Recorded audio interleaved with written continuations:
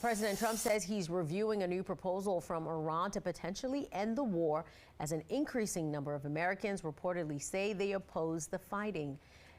Our Chris Flanagan has the latest.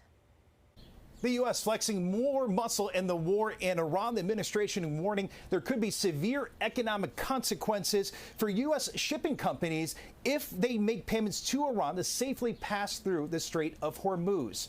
Now, the Treasury Department releasing that alert on Friday. The agency did not specify whether any companies have made any indirect payments to Iran. Now, Iran effectively closed the strait by attacking and threatening ships in response to the U.S.-Israeli conflict that began in late February. Tehran later offered some ships safe passage by detouring them through routes closer to its shore, charging them fees at times. That toll booth effort is a focus of the U.S. sanctions warning.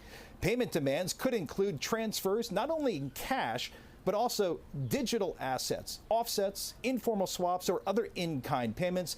Those include charitable donations and payments at Iranian embassies.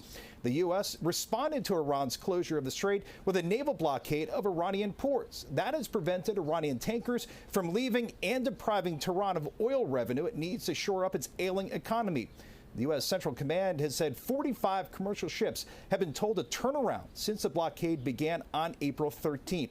The administration also saying the United States will withdraw about 5,000 troops from Germany in the next year.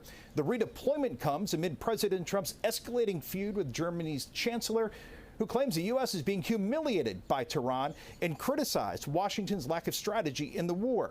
Now, for weeks, President Trump has been vocal about his displeasure with Germany and European allies, for that matter, for their lack of support in the war.